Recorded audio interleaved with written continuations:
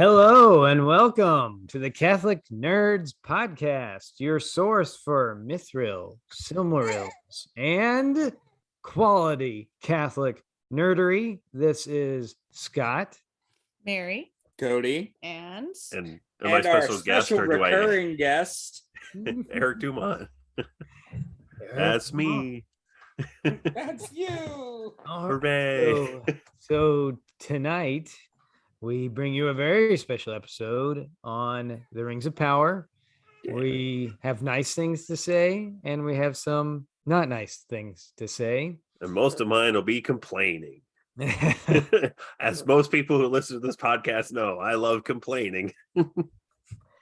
I'll try to balance that with some nice things, but let's go around maybe and start with our number one favorite thing about the show, and then we can do a round of our number one hated thing about the show. Okay. And then work our way down until we I'll do that about 10 more times. So Rings of Power, Amazon's multi-billion property of creating the end of the second age of Middle Earth, from whatever writings from Tolkien that they had copyright to at the time, which did not include the Silmarillion or anything that Christopher most Tolkien of the second age takes place in. Yeah. So there's some retconning going on, but this is basically the prequel to Lord of the Rings, which was already prequeled by The Hobbit. So it's a prequel. A pre-prequel. Yeah. Anything. So main characters, Galadriel, and it's quickly major spoiler alerts to follow. Especially with regards to Sauron. The major spoiler alert. Major spoilers. Major. So if you have not seen the Rings of Power and or if you have not seen it yet and want to actually see it, I don't know why you would want to, but if you do, go watch it. How you really feel. Put this podcast on pause. Go watch it. All 8 hours of it or whatever, and then come back and continue the conversation here. We'll still be here waiting. We'll still be here. We'll be on pause. We are transcendental in time. Yeah, we're in the universal now. We are at your beck and call, at your command. Speaking of command, this show, at least season 1, is a big lead up to the forging of the Rings of Power. We see at the end of this season the forging of the 3 rings for the Elf Lords, but we know from Lord of the Rings that ultimately there's going to be one ring to bind them, one ring to find them, the one ring to bring them all into darkness, and in the darkness bind them. Yeah. So that one ring and the one who forged it was kind of what was all getting teed up in this season 1 of Ring of Power. Yeah, I can kind of say it's the setup season. Yeah, they're trying to set up the world, flesh out the characters, 90% of which are completely made up or by Amazon.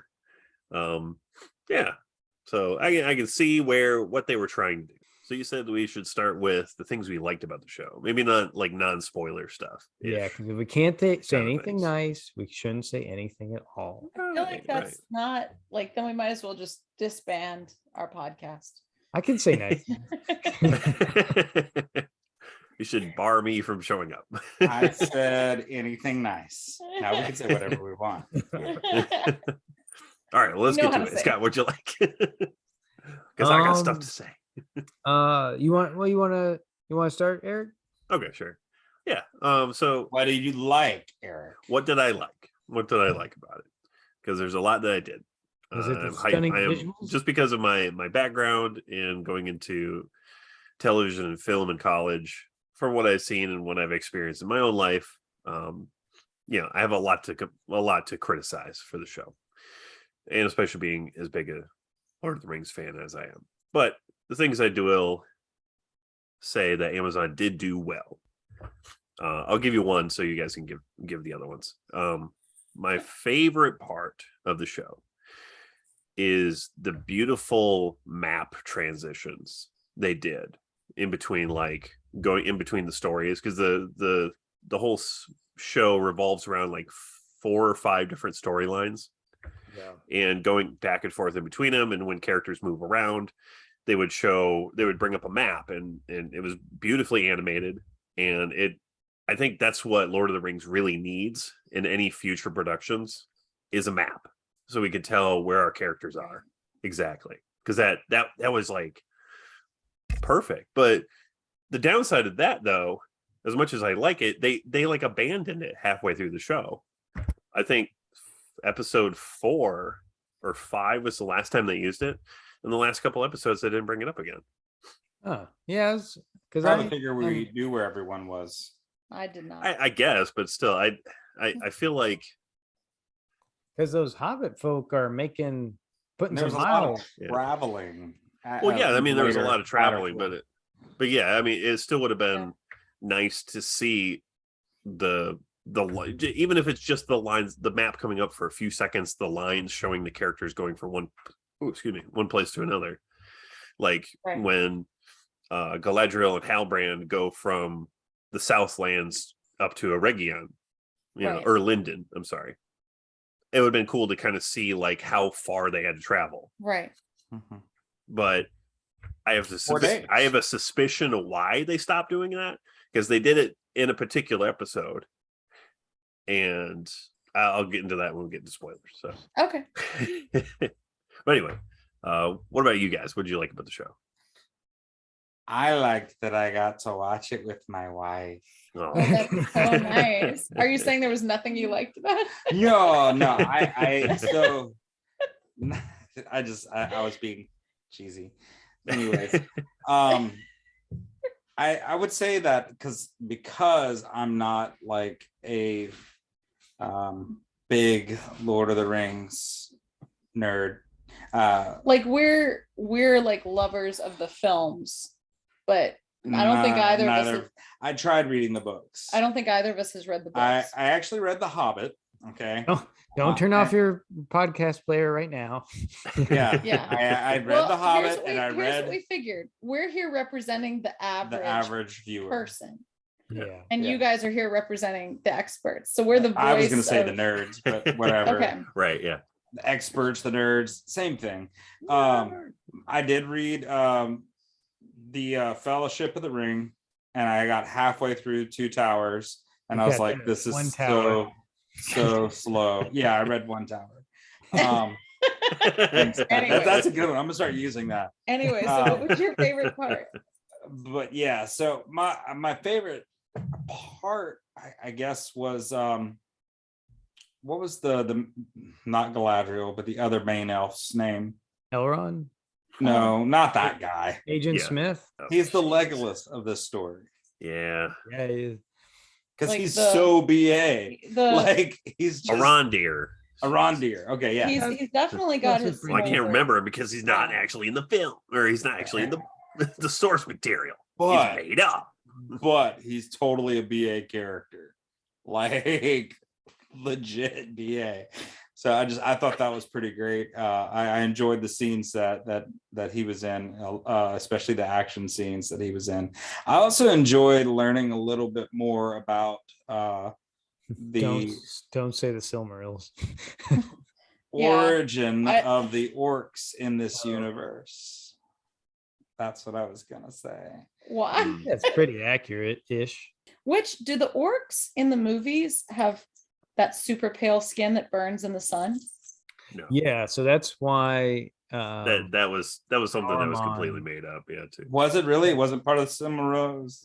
No, because that's pretty accurate, because that's why their skin didn't burn manufactured.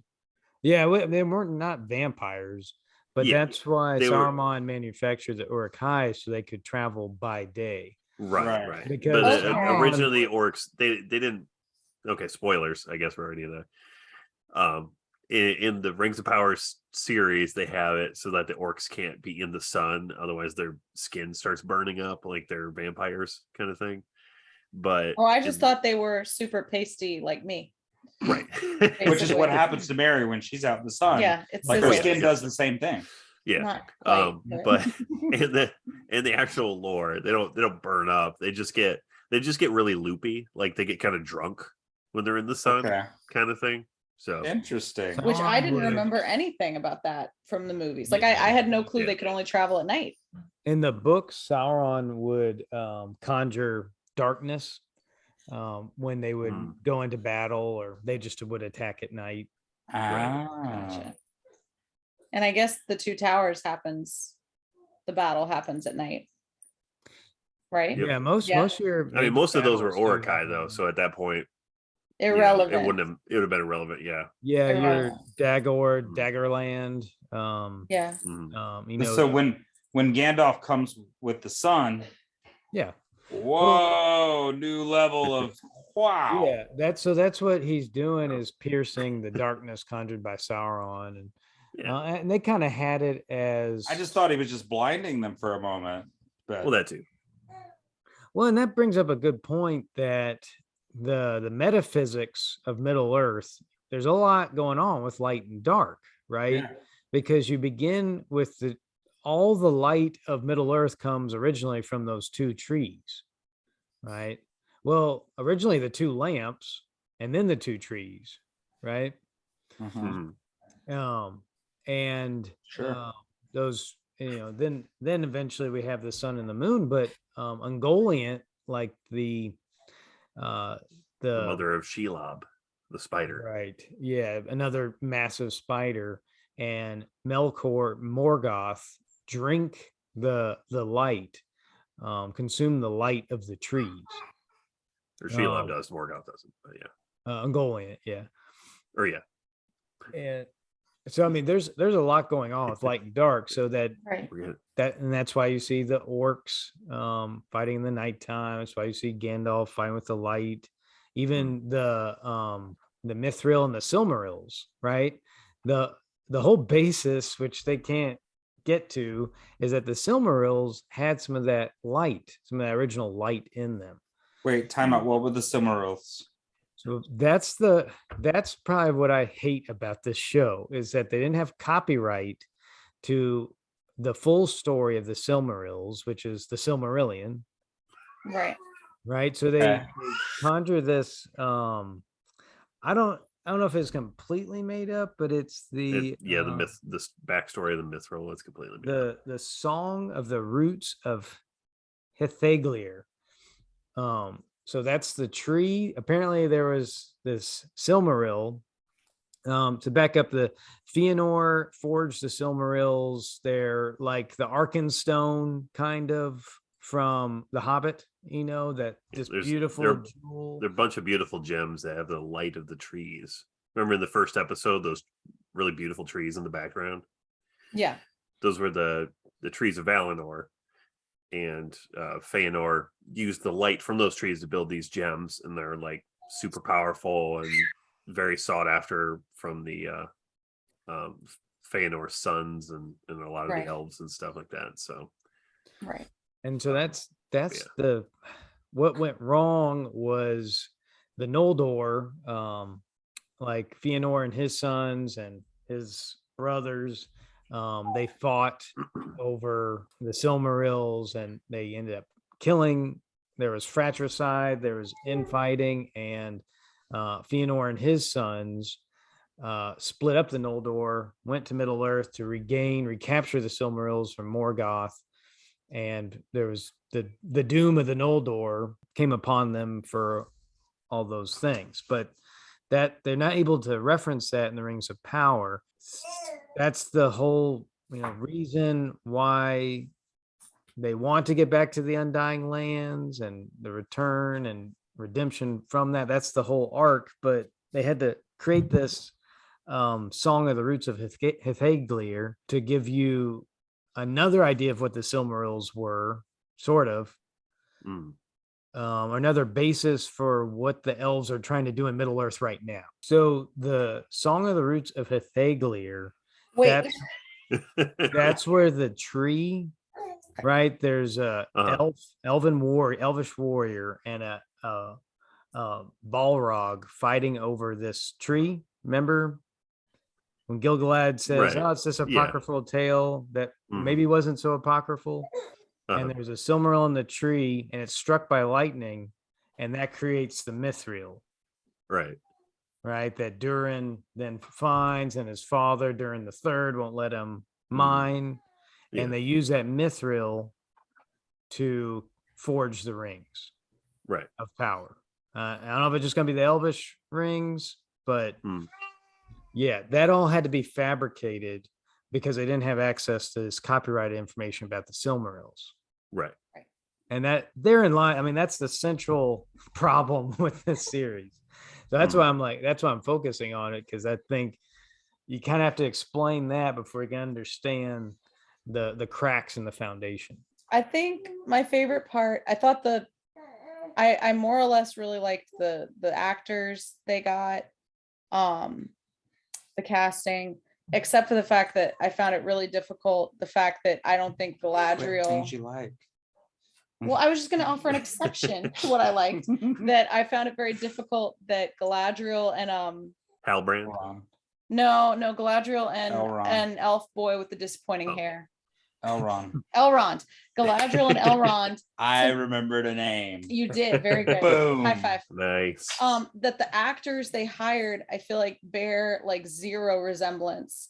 Yeah. I mean, they stuck long blonde hair on her, but that's where the resemblance for both of them stops. He doesn't even have the hair, and to me, I could not wrap my mind around the idea of them being younger versions of those actors. Those actors have such a presence, and these two, like they're likable enough people, but to me they don't have the stage presence that Kate Blanchett and Red Skull dude, whatever his name is, that they do.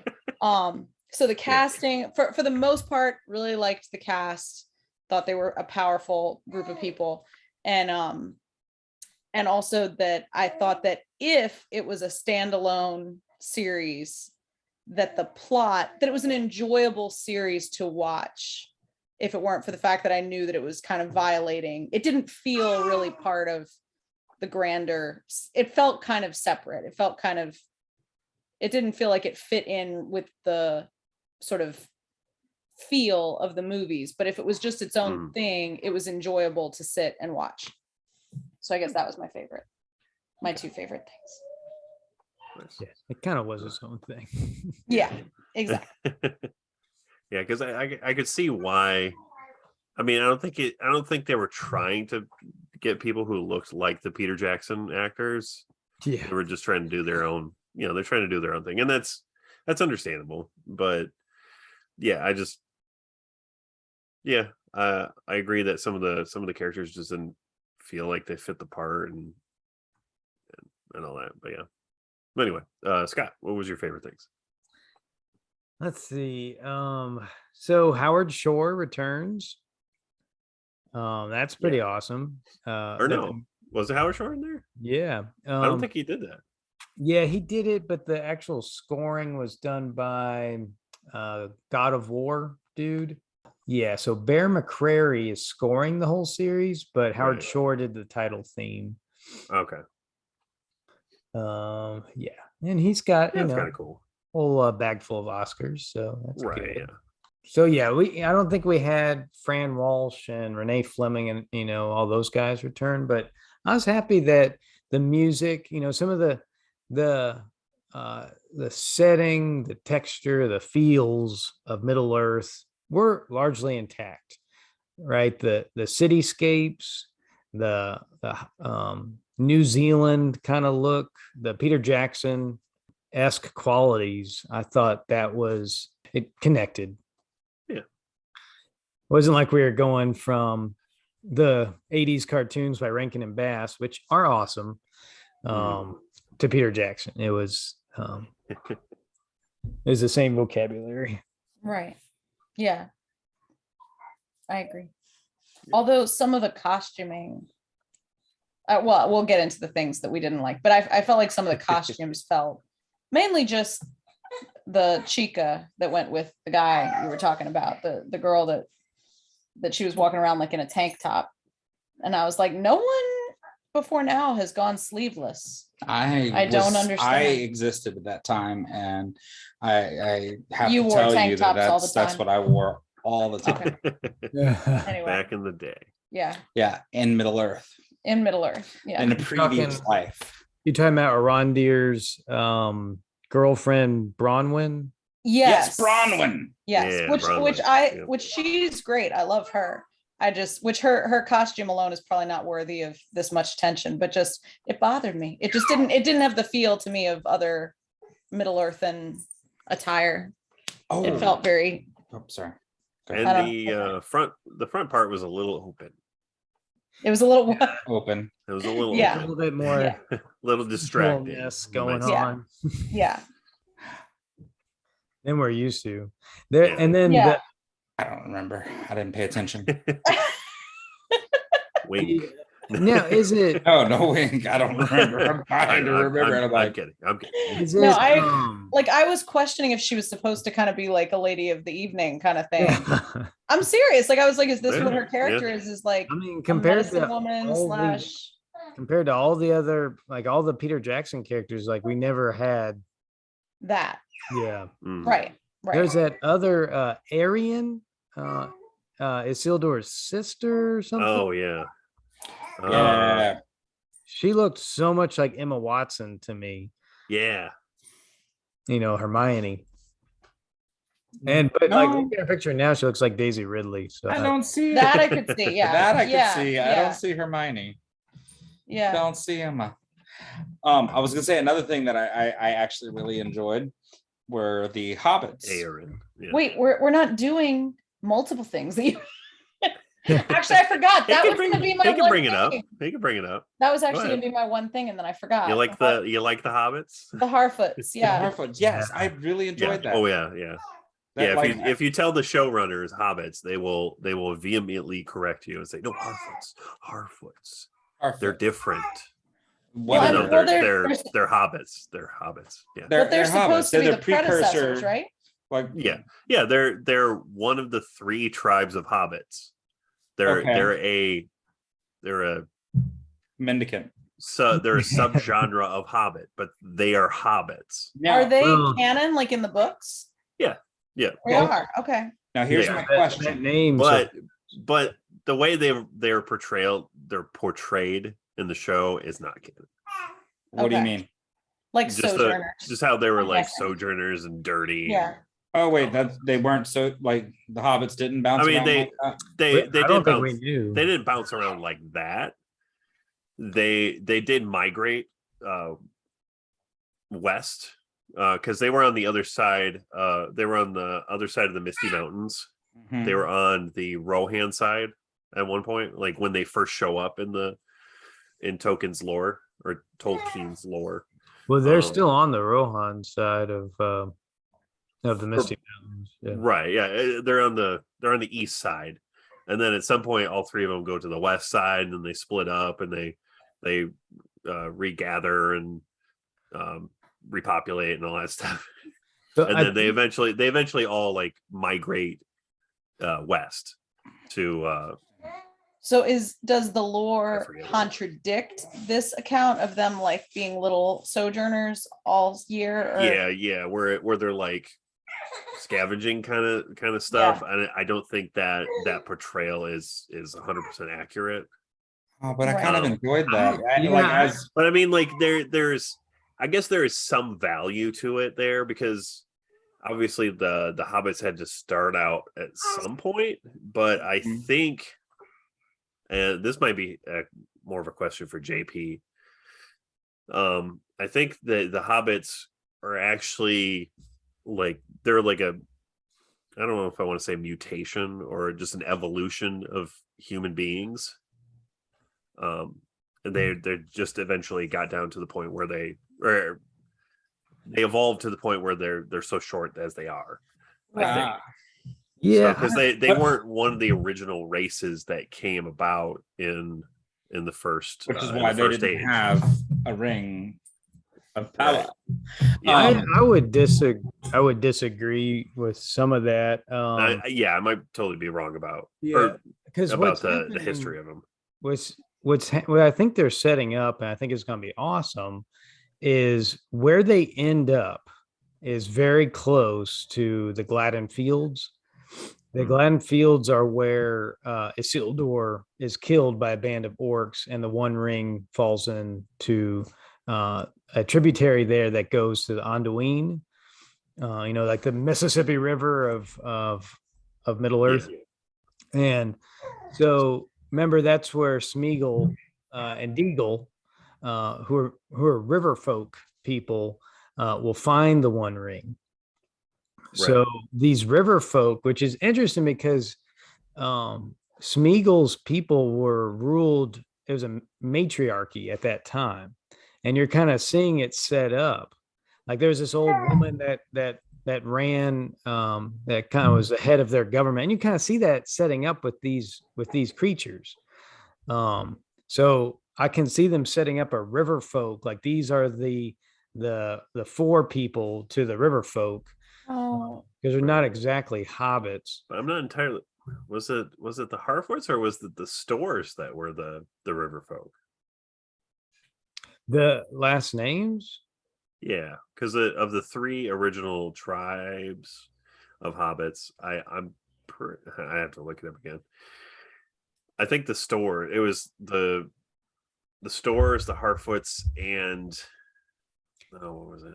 Well, the Tooks are pretty ancient because they've got Tooks, yeah. You may have, because you have a number of families in Hobbiton that Proudfoots and different Footses. So it may be that this was the right. I could see them trying to set that up to the Shire. Yeah. I just, when y'all are saying how they're possibly setting stuff up, I'm like, dang it, they're probably gonna have Nori have a baby at some point and name it Smeagol, and I'm just gonna want to like flip some tables. We're still like 1,000 years. Oh, okay, good. That would break me. I mean, Smeagol's super old. Yeah, and right. Goes into the mountains. So the Gladden Fields, like I think that river, that tributary of the Anduin flows near or by Rivendell, because he encounters Bilbo encounters Gollum under the mountain, not far from Rivendell. So all this is kind of happening in some known locations. Right. What I was going to say about liking the Harfoots is sorry, I cut you off. We keep getting in rabbit holes here. Is the contrast between these mendicant hobbits, Harfoots, this mendicant race versus this race from the Lord of the Rings that is basically just stationary, right? And very like scared. Cloistered and scared, like they're scared to journey out. So whenever they go to journey out, it's like that's a big deal. But they used to travel. But they used to travel everywhere. But that's not canon. Like it's not like canon. it's a neat concept. It's a neat experiment. I like the contrast. So. Yeah. Whereas more of in the canon is more like a migration. They just because of food and whatever, they just kind of moved on, danger and all that stuff. They didn't do this like big loop thing that they show in the show. What's interesting is that Hobbiton and the Shire, basically England, and the shires, right? Because England is divided into shires, Lancastershire, Right. So I mean, that's Tolkien's people, right? They love good tilled earth and beer and pipe smoking. They have become agrarian, settled down, and small thinking, and don't want to move. And it's those same people that have to go fight in World War I. And so you see some of that. Yeah. Right. All right. So we've said all the stuff we like. Now can we get into the good stuff? Yeah. Wait. Well, so do y'all want to do your number one most hated thing about the Rings of Power? Ooh, man, there's so many good contenders for that one. Maybe Eric should go last. I'm gonna go first. Yeah. Go ahead, Cody. Just because you're gonna have my number one hated thing is that it wasn't long enough. Get out. I'm just messing with her. So before, like, I'm so a dumb. transition into it. I also kind of enjoyed how like it introduced the three rings first, and then kind of at the end it felt like that song, like the chant about the three rings Like to they the did elven the kings and Right, the yeah. Yeah. 11 to the, so there were like 20 rings total or something like so I'm that. wondering if like every 19. season, So each season is going to I be wonder if each a season will different set of end rings. with a different set of Maybe, I guess. That, well, that's what I'm thinking. I they am set not up. going to. I'm not going to Get even that far. pretend to know what their plan is. Right. That's what I'm thinking they set up. I think it's possible, and which is kind of what I enjoy about why they ended it that way. Is like, oh, that's interesting. So now we can kind of look forward to the next season. We're going to learn more about was it the 9 rings for men? 9 for men, 7 dwarves, 3 for elves, and the 1 ring to Yeah. small. Oh, well, I thought it was. But that was something you enjoyed. anyways. That was not your least favorite. And what I'm transitioning to Okay, go is like basically kind of, and here comes some spoilers. In the end, like it just kind of ended quickly. Like it was there and then it was over. Yeah. You know, and it like you get all this stuff like not just one cliffhanger. Well, yeah, but this had like 7 or 8 cliffhangers. Like there were too many stories that were not wrapped up that just kind of left you like, holy cow, like what? Wait, what? Like, is Isildur dead or is he alive? There are no ways of knowing. Going with no one knows. Yeah. But like, and that's the funny JK. part is that fans of Lord of the Rings actually know how a lot of this is going to play out. Yeah. Right? Like they know Isildur is obviously not dead. Like that's just not possible. Unless someone starts pretending to be Isildur. Yeah. So like, and just different things like that. It's like, well, people that are going to be watching the show or well, I mean, like you probably have some like me, but I just casual wonder, watcher, right? You know, that's not going to know that. I didn't know the name Isildur. Yeah, I gasped when they said his name. What about Isildur's hair? I don't remember that. I have very poor memory when it comes to like watching things, so I can watch a lot of things like several times and still enjoy them like it's the first. It's basically his superpower. Ignorance. Your least favorite thing. Your least favorite thing was that there were too many loose ends. There are too many loose ends. Like there were too many stories going on at the same time, and it just it got to be too much. I think. Yeah, I like it when the fellowship's together, not split apart. Right. Yeah. Charlie Vickers in a Vanity Fair article might have told us exactly what's going to happen in season 2. So earmuffs if you don't want to hear this, but spoiler alert for future possible spoilers.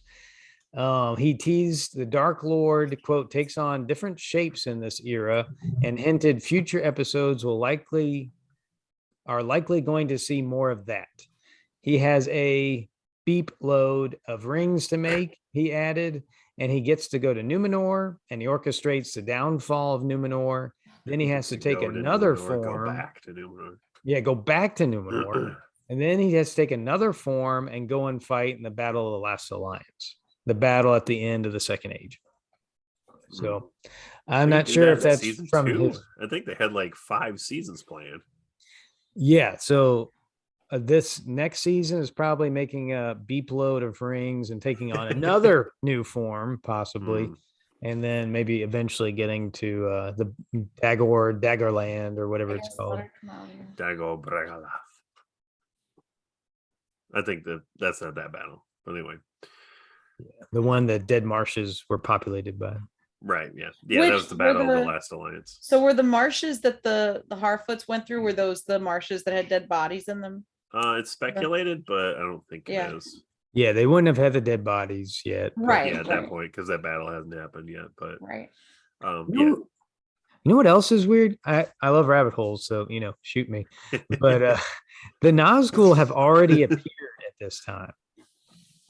Like they were not men, lords of men that were given rings. Like I think that's a common misconception. Those are not like the Lords of Men that were given, the 9 rings. The Nazgul they're already hanging around doing stuff, sneaking around.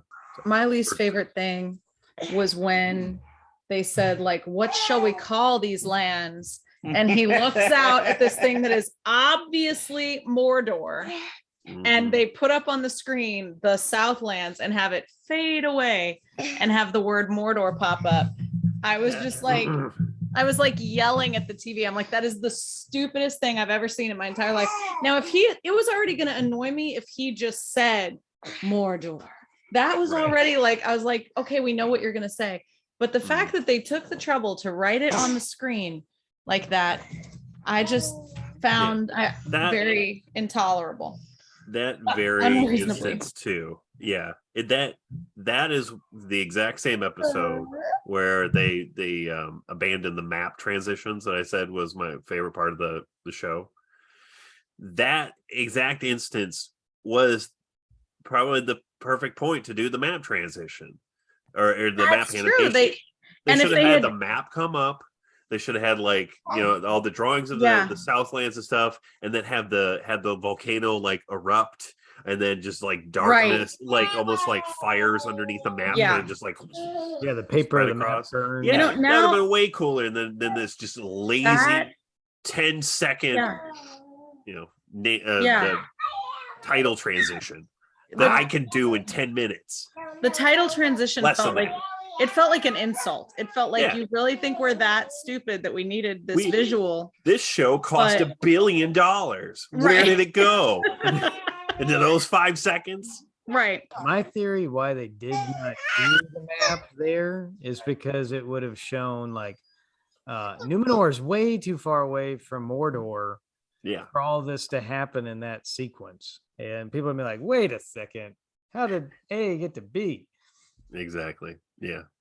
Do you want to go on to your least favorite part then, Scott? Okay. I'm kind of tied between two. I'll just go with the whole Rube-Goldberg machine. Y'all know what a Rube-Goldberg machine is, right?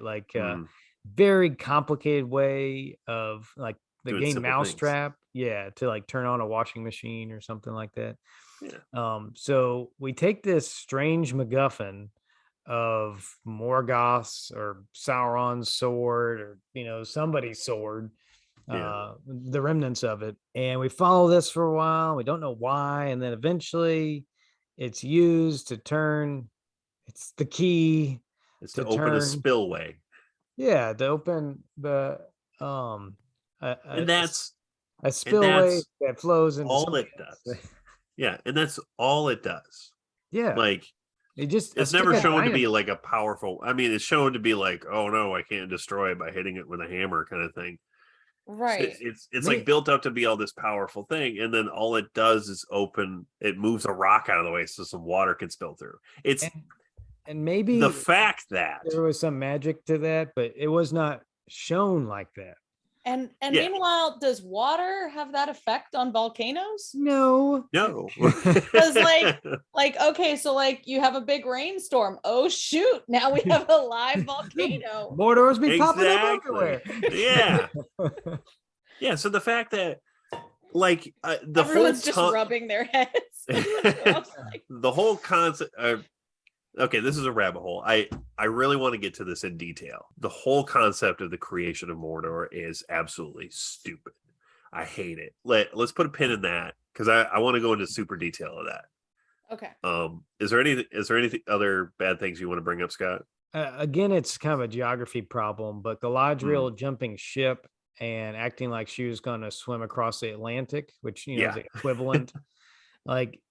Based on where the Undying Lands should, the entrance to Undying Lands should be, she would have already crossed an Atlantic-sized ocean to get there, and she's going to jump out and swim back. That doesn't make any sense. That particular visualization of the Undying Lands, passing through the Stargate, don't understand that. I have a very less flattering image for it.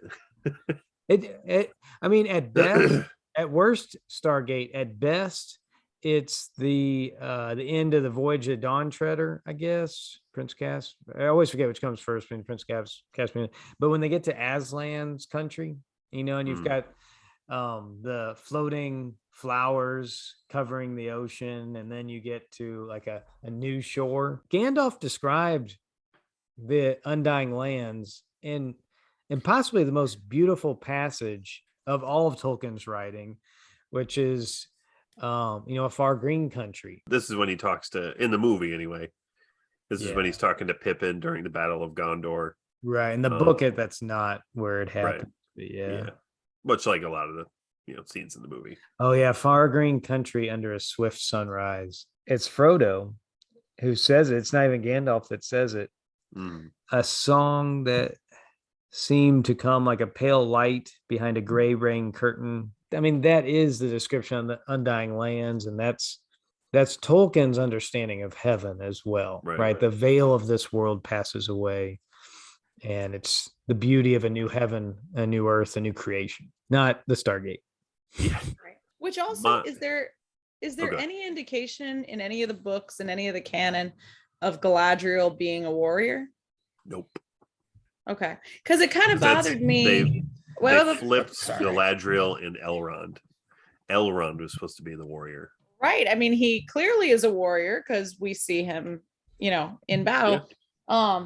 Because I think it kind of bothers me when we're trying to turn every woman into, like, this isn't a hill I'm going to die on or anything, but just that, like the idea that only the women who show up with a sword and fight are the ones worth talking about, kind of, as opposed to that, like, a woman who had great wisdom and spoke well and I don't exactly know what Galadriel's position is, if I'm being honest, in the other thing, but she seemed pretty dang crazy important is what I was gonna say. Yeah. And powerful and very like peaceful and calm. And didn't she go insane? What the heck are you? Oh, you're talking? No, she didn't go insane. She went like, was that not Galadriel? What the heck are you talking? Are you just talking about the part where she says how powerful she could be? Yeah, I'd be terrible. Yeah. There's a part. Yeah, she doesn't do that. She doesn't go. I don't think the Peter Jackson visual of her doing that, I don't think that was portrayed in the same way in the books. Right. I think Peter Jackson just did that for Galadriel for the effect of how powerful the temptation to the ring is. Where in the book, I think it was more just a regular conversation kind of thing. Right. And also kind of like how powerful she is just in herself. Right. Sort of that would be so amplified by the ring. So yeah, it just kind of, I don't know, it just seemed not quite how her character has been presented. Yeah. Until now.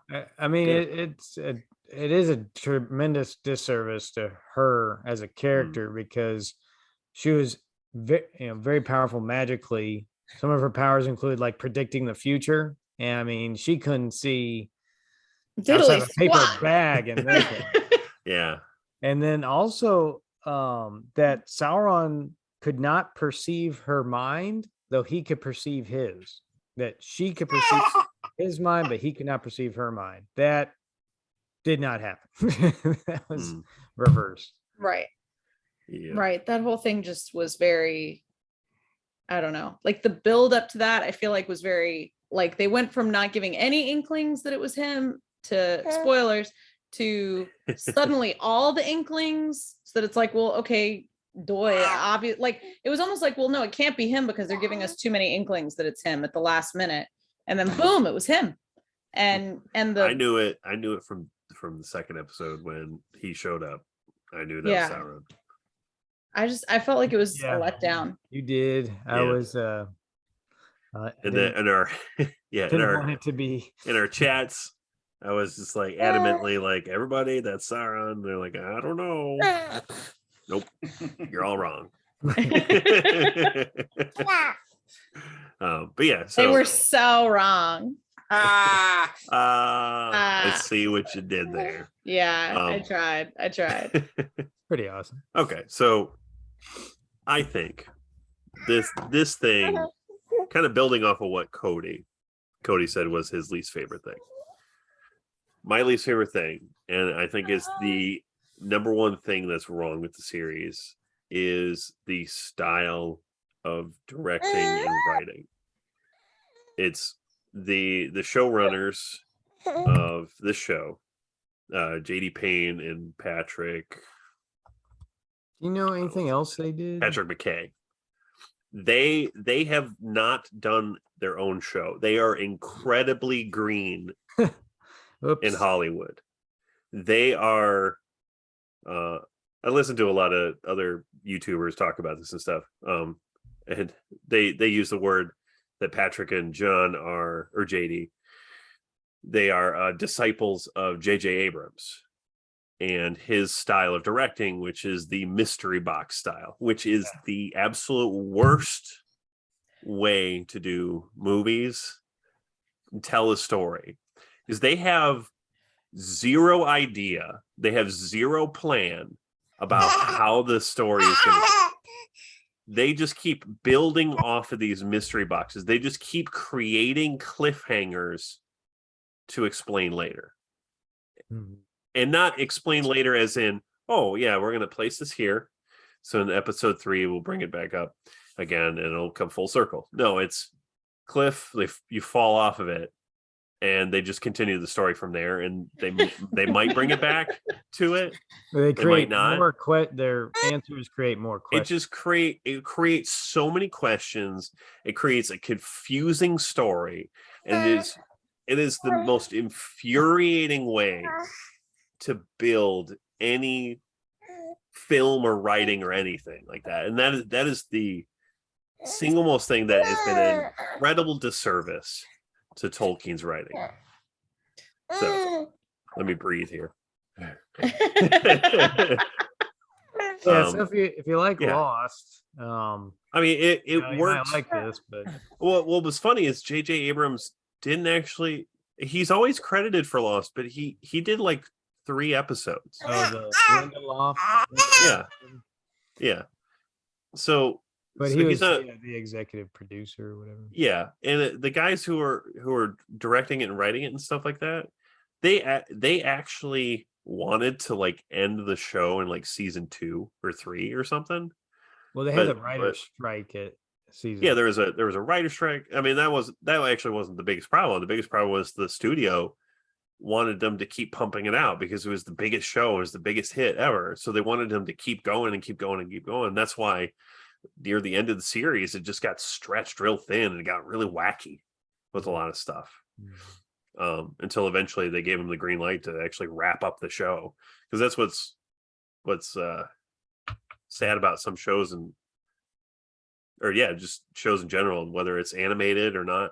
There's a lot of shows that just don't have a proper ending. And it's sad, because studios get greedy and they wanted it to just keep going so they can milk that cow. So speaking of cow, what happened to the cow in friggin' episode 3, man? There's this cow that comes up and Arondir's like, or one of the villagers in the Southland's like, there's something wrong with my cow. And Arondir comes over and is like oozing black out of its udders. And we don't hear anything. Answered that question. They never answered. The orcs showed up, but why is this cow oozing black goo? Well, that's where is that coming from? I think it was coming from farmer turtles. Yeah, probably. Turbals. Turbals. But yeah. So yeah, that's why so my cow leaks. A cow has milk on Monday and Tuesday, and then Wednesday it oozes black goo. For those of you who don't get that reference, please check out our sister podcast, Catholic Nerds Gaming, Legend of the Radiant Lady. So yeah, that's why I went into the depths of the Doom of the Noldor before, is because so instead of the purpose for the elves wanting to get back to the Undying Lands, now we've got this Sauron created blackness that's sweeping over Middle Earth.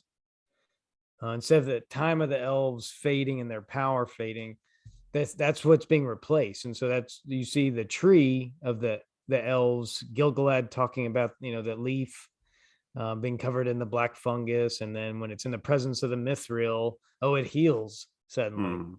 Yeah. Right, so that's the power play, that kind of subterranean power play going on, and I don't like that.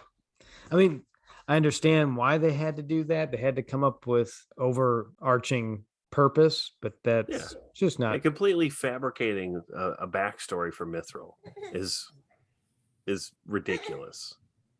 Well, I mean, are all the rings of power going to have to be? Is mithril going to have to be annealed into the ring? And so does that mean? Well, yeah, but it was just supposed to be just the material it was made of. I think it was more the technique that Sauron brought into their creation. Okay, that he taught the elven blacks or the elven smiths. Like he was supposed to be in he was supposed to be in Linden for like a century or two, like showing them all these techniques and how to build stuff, and he was supposed to be the arbiter of that. And mithril is just the material they ended up using. There wasn't supposed to be like a special thing to it. That was their plot device to shorten all that time. And so is there a basis in the books for Sauron? It sounded like you were just saying Sauron does spend time with the elves as a smith. That's in Linden. Because that's where he kind of like perfects his technique of like ring building and stuff. And maybe that's where he gets the idea of or no, I think he had the plan of creating the rings to ensnare the elves. But the elves are like way too smart for him. So once they were created, and then he created the one ring, the elves were like, wait a minute, something's wrong. And they took the rings off immediately so they couldn't get corrupted. So they were created, and then Sauron's supposed to make the ring.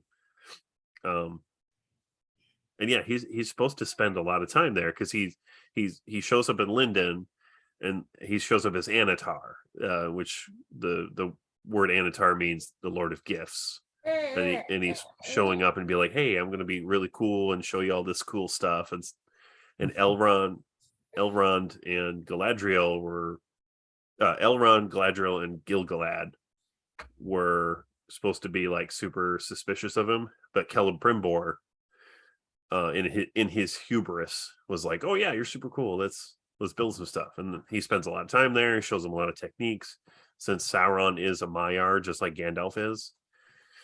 So essentially he's an angel in equivalency.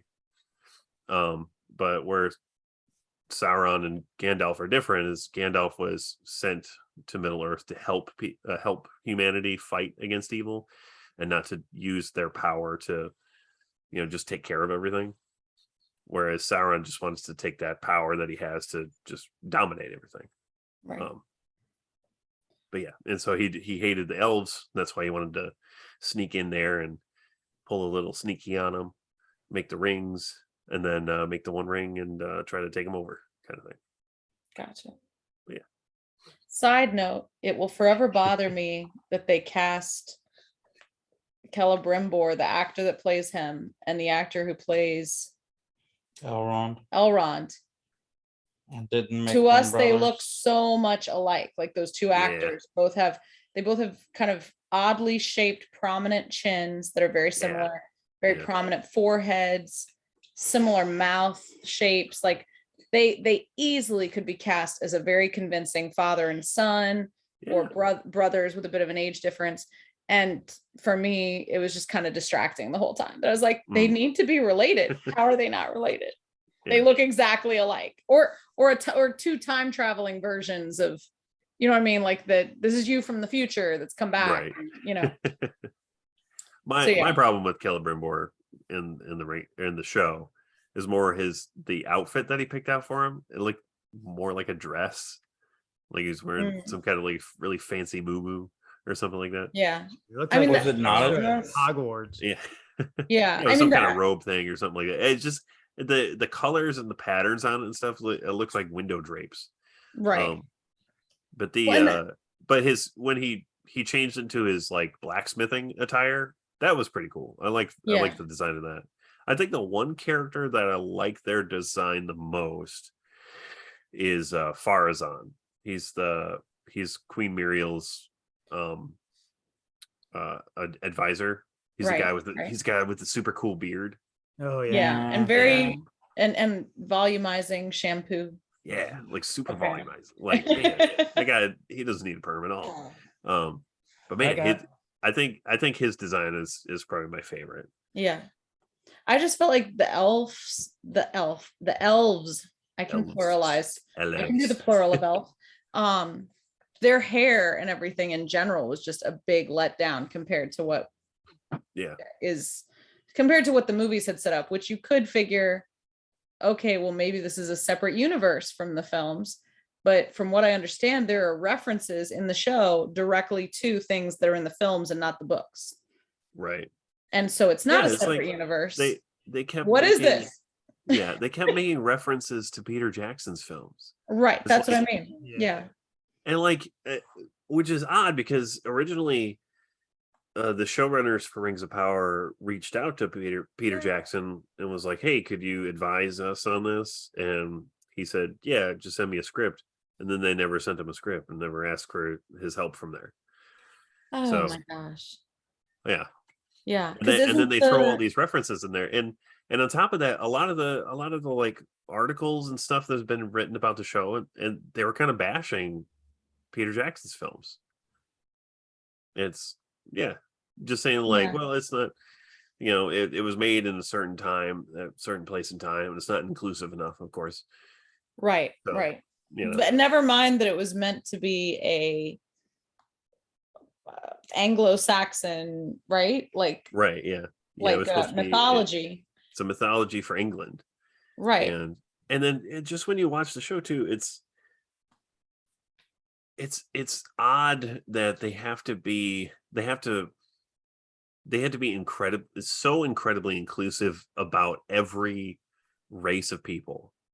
Like you look at all the crowds in Numenor, you can pick out the Asian people, you can pick out the black people, you can pick out just a whole bunch of different race of people you would find in the real world. The same with the Harfoots. And it's just odd to see that, because it's like there's Asian Harfoots. Right. Which, so I was like, okay, I could deal with this, because like, right. I mean, they need extras, sure. If we can deal with the fact that Hamilton is the way that it is, which we do, like we enjoy watching Hamilton, like if we can wrap our minds around a production where we're presented with something that's not realistic per se and not historical, and none of this is historical, right? Like this is all, right. We can deal with that, like our brains can stretch enough to make this work. But to me, the problem was the fact that since they're also referencing the movies with like the line about follow your nose, right at the end, that the stranger says is, if I'm understanding correctly, only in the films, not in the books. Various things are in the films, not the books, but this racial diversity is not in the films. So is it a separate universe? Is it not?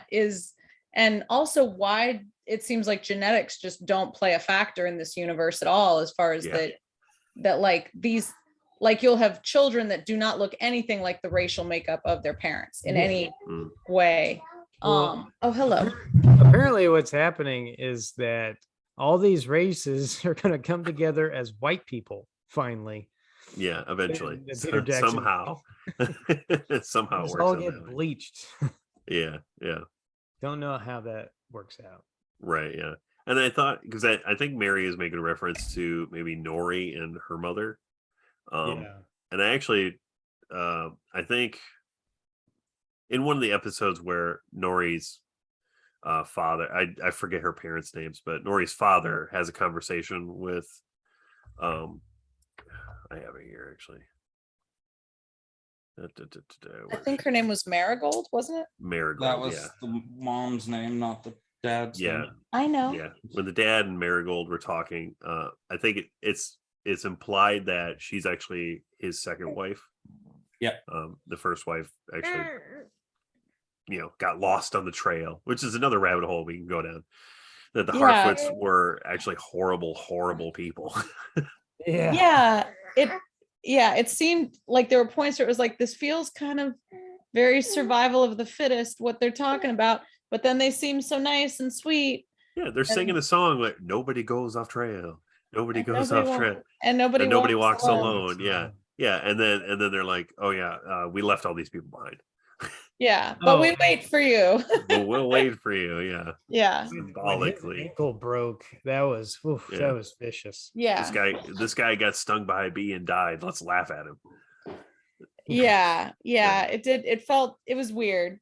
It was a very odd combination of empathy and not empathy. And there's the point where they're the one episode where they're traveling and stuff. They get to the forest where they forage for mushrooms and things, and they're finding like, oh, there's less mushrooms here. And Sadek's wife, Sadek, the leader of the Harfoots, and that's his wife, right? I actually thought it seemed more like they were sort of like just the elders, and that they weren't, because there were two women. Right, that might have been it, yeah. But she was like, there's not enough food here. We should leave those other people behind. Wow, nobody goes off trail. Nobody walks alone, eh? Right. Did we get resolution of that? The wolf? Yeah. No. Yeah, the wolves are just like the stranger goes, and then no resolution. Yeah, exactly. Again, mystery box. Or the wolf at the very beginning that was stalking.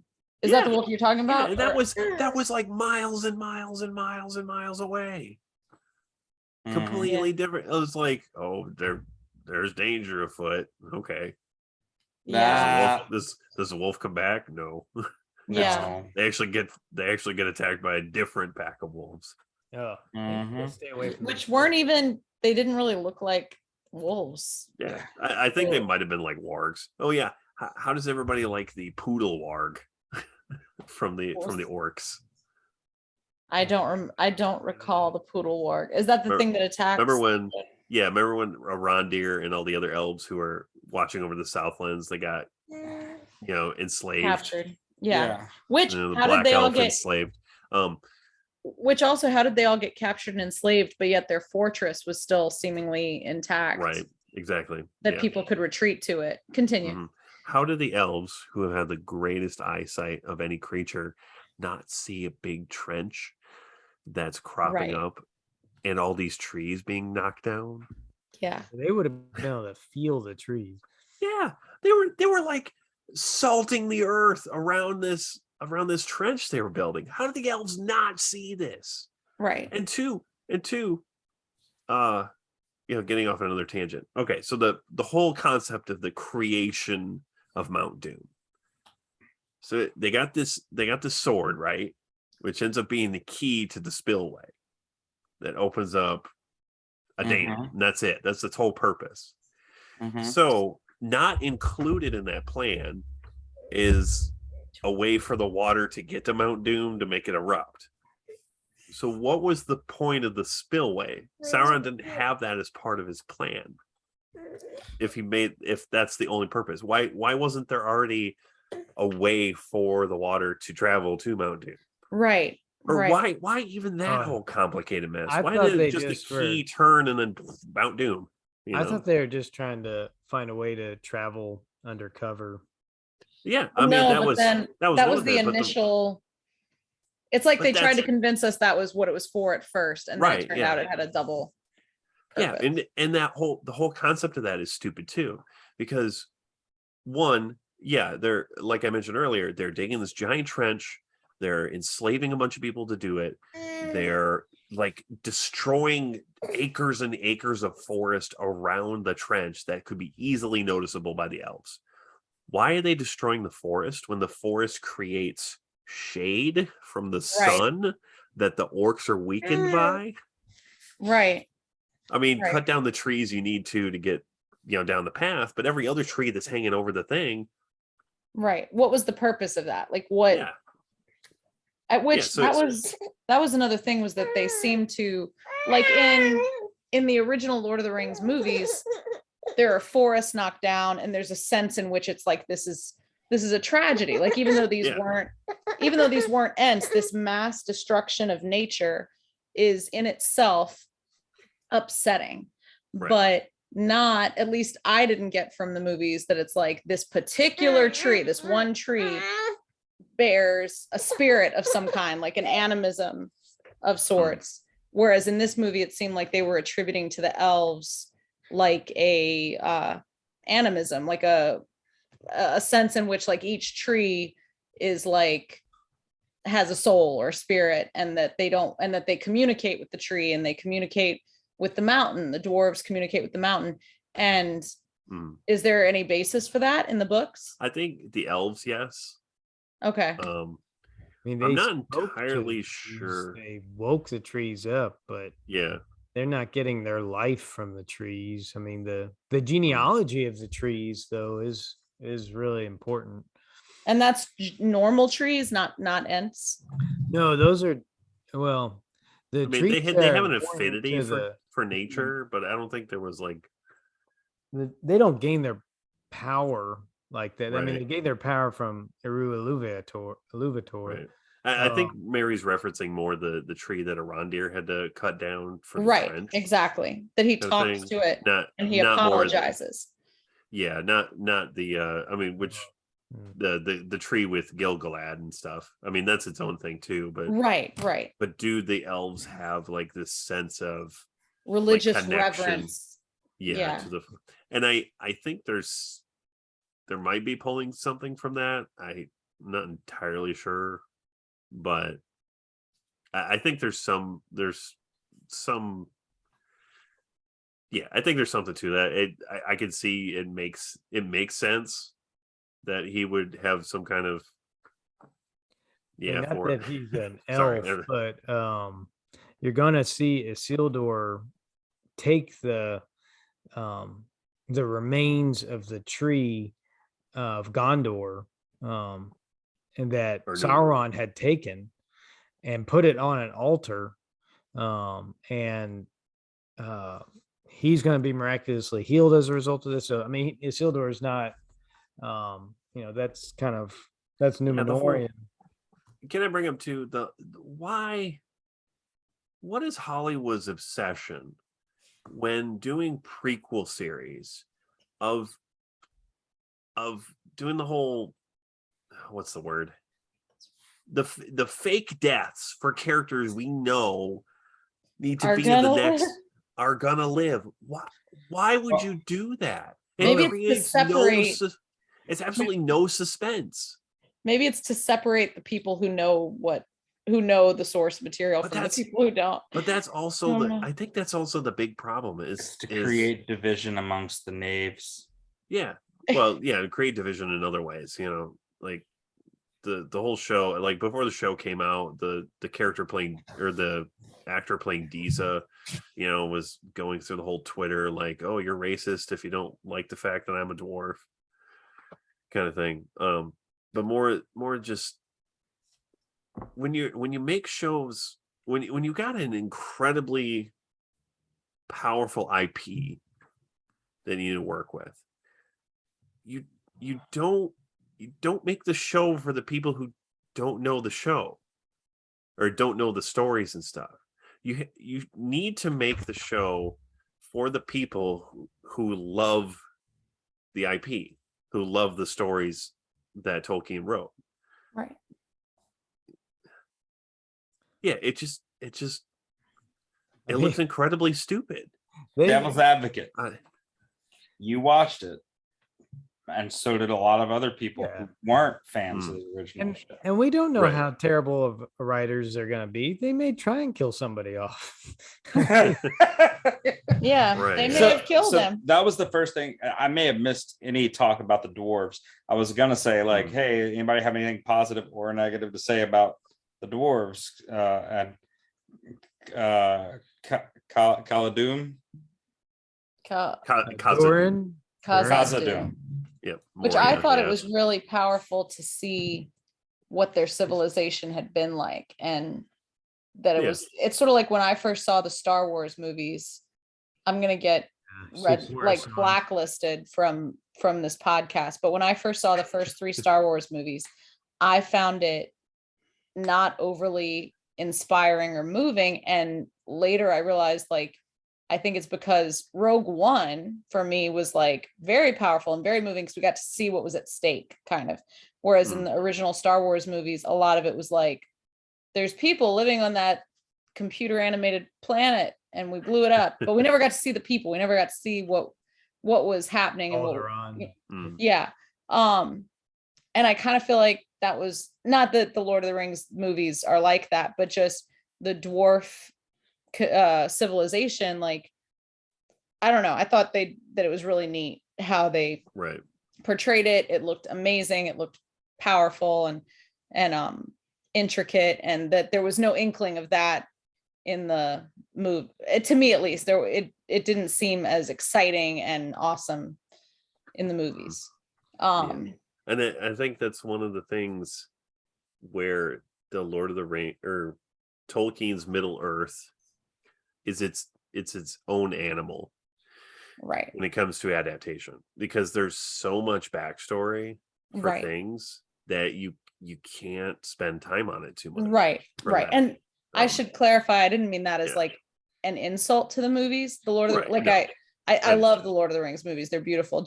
I guess I just thought it was it added to my experience of the movies, I guess, to be able to picture now this very intricate, and also the sadness of that it's currently lost, that it's not like this, you know. Yeah. I mean, I guess I'm not fine with always seeing the great scope and grandeur of the civilization in Star Wars or Lord of the Rings, because like in Star Wars, all of that is conveyed through imagery. You know, the great Star Destroyer chasing that little blockade runner. You know, so you see a massively overpowered enemy fighting a hugely diminished rebel force. You know, so I think that conveys the whole civilization just in that little microcosm. Yeah. Even in Lord of the Rings, like, you know, reading it, you got the village of Bree, you've got the Shire and Hobbiton, but you've got in between there and Rivendell, which in the books is just called the last homely house. Like when it's being presented to you in The Hobbit, it's just a house in the mountains. Yeah. You know, so I mean, it does feel very small. And you know, you finally get to Gondor, but that's a walled city. Like you never really, I'm one of those guys that wants to think about like the economics of things. I'm like, well, Gondor, Rohan, doesn't seem like there's much going on here. Yeah. You know, but I'm glad we're starting to see more of the scope of the civilization in these movies. I mean, in the Rings of Power. Yeah. As even made up like as it may Mordor, there's a bunch of holes in the ground, there's a volcano, and there's Barad-dûr, right? And Minas Morgul. Like, how is that an empire? It doesn't make sense to me, you know. Well, actually, to be that guy. So with Mordor, the way it is, you know, the kind of like sea mountain range. It's a right angle of mountains, which doesn't happen in nature. Yeah. Don't know what you're talking about. Southeast of Mordor. So you got the mountain range there, you know, and you got all the volcano and stuff. Talking about Harad and near Harad. Yeah, you got the Black Gate, and then you got southeast of there. There's a lake. I forget the name of the lake. Around that area is a lot of enslaved humans and stuff that are Mordor's source of food and water and all that stuff. So they're enslaved people there, working farms, doing stuff like that to feed Mordor's armies. Which I don't think that's ever touched on in the films, is it? Like you never see a farm in Mordor. It looks like completely like it's basically like a threatening to come for civilization, not that there's part of civilization already. Right. Like I think that's the stylistic choice they wanted to do for that, because it's like how do these orcs multiply? How do they have all this stuff, and how do they survive out here? And they must be incredibly strong, that, you know, they live in a desolate wasteland kind of thing. And I think it just gives more credence to their maliciousness and how dangerous they could be. Yeah, I mean, even Lord of the Rings, you don't that must come in the histories or something, because all you read about with Mordor is that his fortress at Barad-dûr is rebuilt, the Black Gate, and what I love in Narnia and Lord of the Rings is that you see a lot of the remnants of a once great civilization, like the Argonath, the Amansul, the Great Watchtower. And that I love those sorts of things, or like the ruins of Cair Paravel in Narnia. That gives scope enough for the imagination for me. But you don't understand how there could be a Roman Empire here. There's no, Appian Way, like there's no system of governance and economics. You don't get that. Right.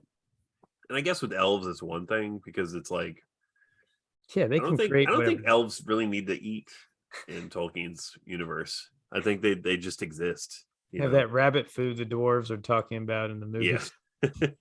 and they eat, they enjoy eating, it's that, I think that's the thing that's a lost art in our humanity, is eating for pleasure, for the sake of experiencing the food, not just for the intake of energy that our body needs, that I think most of us just fall into all the time.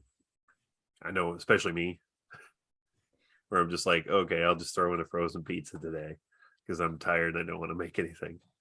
Right. Can we do a little conjecture about what's going to happen in season 2? Because as I do my research with Farazone and Miriel, I'm like, oh, now we see what's going to happen here. And can we okay, it will speculate for season 2 too, but another important thing to bring up is this something that Mary touched on earlier, is elevating these female characters so that they're like creating these Mary Sues out of characters that don't need to be like that, because Galadriel, Mary Sue. I don't know the technical definition of it, but it's essentially a Mary Sue is a character where, and I think there might be a male equivalent to this or not, but usually a female character is this Mary Sue, that just is good at everything and can't do or isn't bad at anything at all, and just like the quick definition is an author's idealized self-insertion. Yeah. They serve as a form of wish fulfillment. Yeah. And so it's like there's nothing these characters can do wrong, that everyone around them is brought down to the level of idiots for the sake of the elevation of this character. Right. Like for example, the scene in Numenor, the fight scene, the training fight scene with Galadriel and the Numenorians. Numenor's supposed to be like very strong military. They're supposed to be very strong militarily, and all these characters who are brought in there are just like bumbling idiots practically. There's a particular YouTuber that I watch. His name's Shad Brooks. His YouTube channel is called Shadiversity, and he's like classically trained in medieval weaponry, so he knows what you're supposed to do in a fight. How is one classically trained in medieval weaponry? Yeah. I don't know, but he is. But he has videos all the time, breaking down fight scenes in movies. He's always talking about a bunch of different medieval weapons, and he comes from it from a realistic point of view, and he understands that you need to film things cinematically in a certain way. Ooh, excuse me.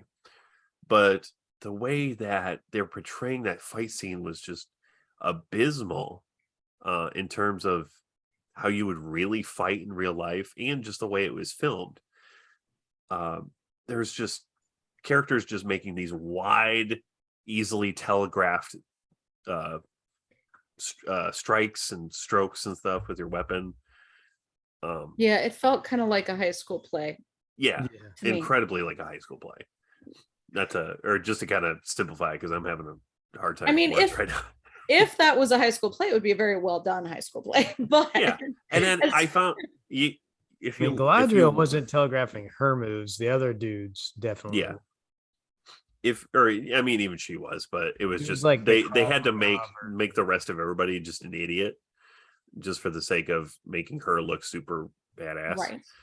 Or BA. I'm sorry. Of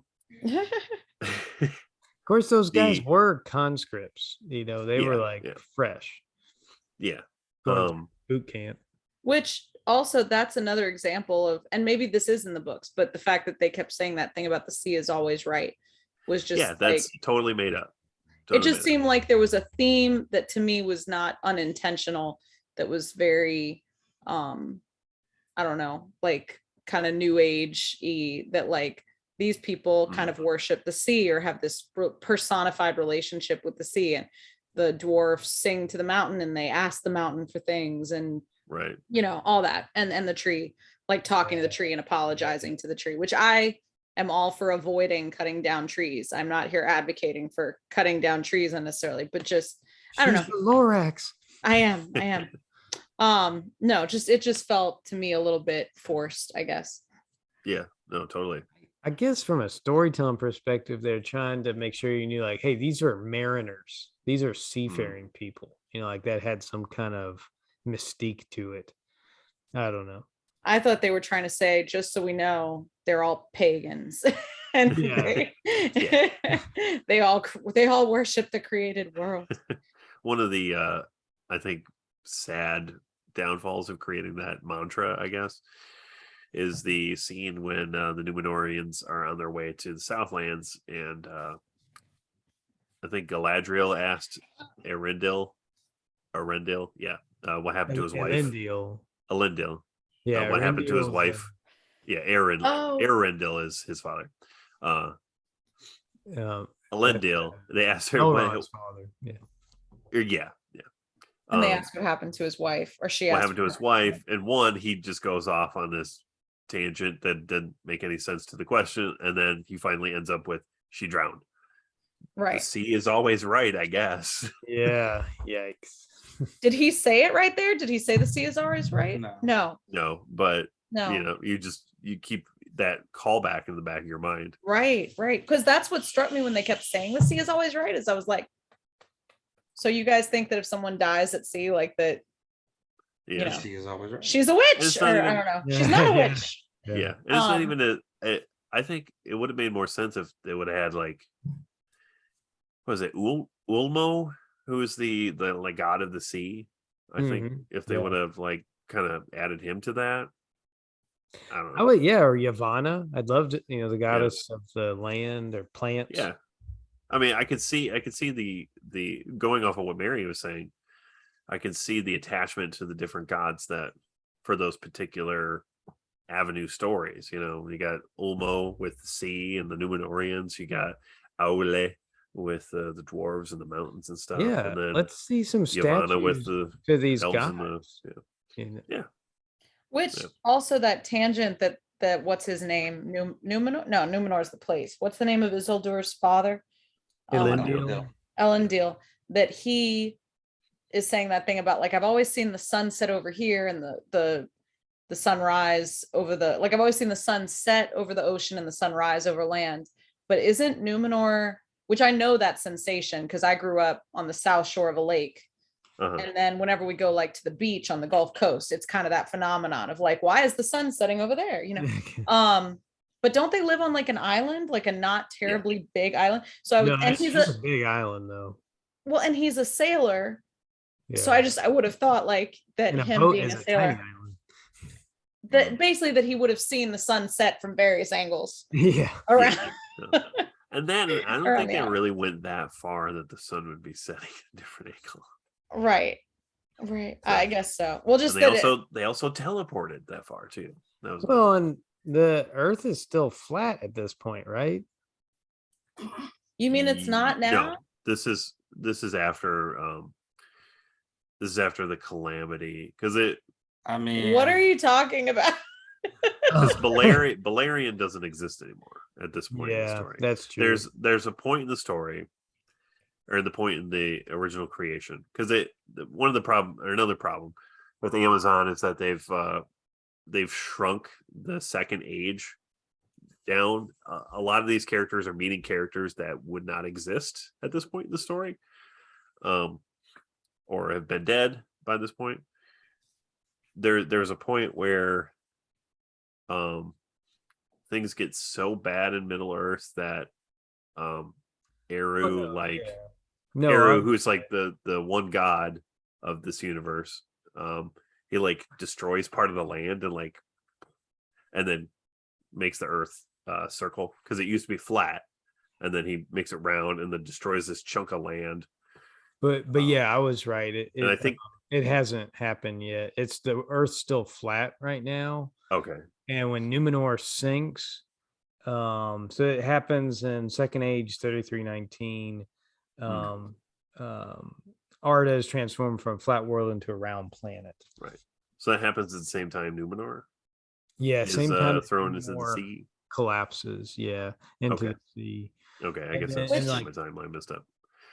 So they're not allowed to use the Silmarillion. What other source material do they have for Numenor sinking and stuff? So all they have from Scott can probably bring this up. They have the rights to The Hobbit, The Lord of the Rings, and the appendices inside each of those books. Okay. So there is some stuff in the appendices. Yeah, there's a good bit of stuff. There's a good bit of stuff, things that they could reference and stuff, but not enough that they had to really tiptoe around a lot of stuff. You've got the pretty lengthy prologue in Lord of the Rings. You see kind of like what you see in the movie with Peter Jackson, Galadriel talking about the forging of the rings. You have Elrond referring to the breaking of the world. So a lot of, history is referred to throughout The Hobbit and Lord of the Rings. So, but yeah, it's very strange because, you can't think of this as Earth.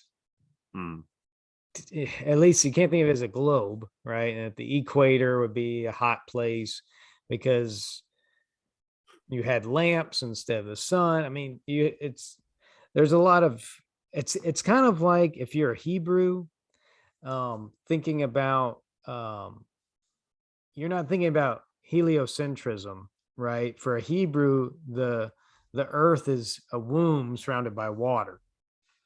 So I mean, it's a completely different way of thinking about geography. Right. Or weren't there some belief systems that the known world was on the back of a turtle or things like that, yeah, the turtle's all the way down. Yeah.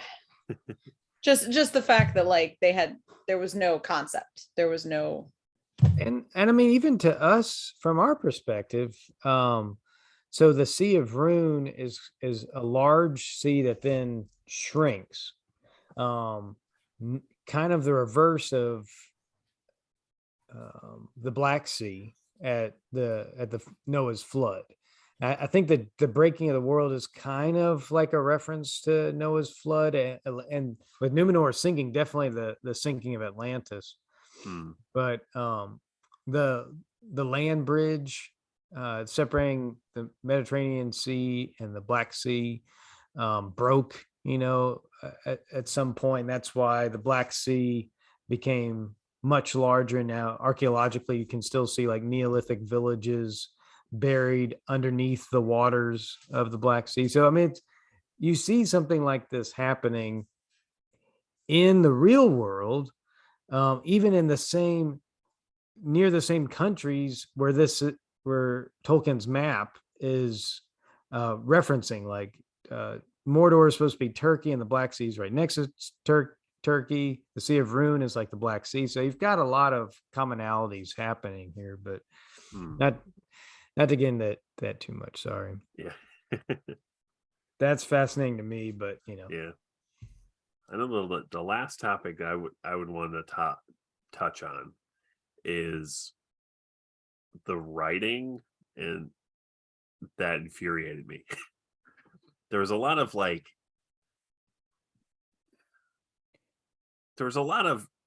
dialogue that tried to sound smart. Like, for example, in episode 1, do you know why a ship floats and the stone sinks? Because the stone's always looking down. What? Yeah, what? That's not how that works. Yeah. Yeah. Yeah. And then going One back does to not merely try to mimic Tolkien's writing. yeah, and it was like it was like painfully cringe.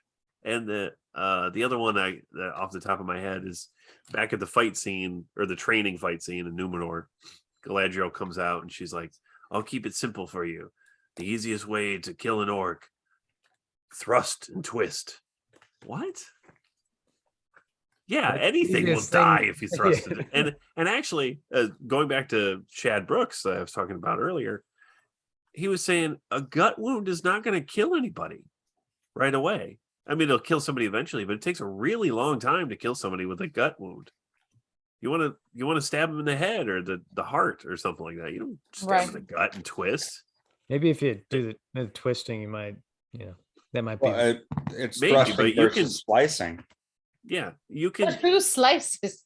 Yeah, and you can actually surprisingly survive a long time with a gut wound, even with a twist, for several hours. Even you'll bleed out and die eventually, but if you're trying to dispatch a foe right now, you don't do that. You cut off their head, you stab in the heart, things like that. This sounds like something we should take to a Catholic Nerds Mythbusters. Yeah.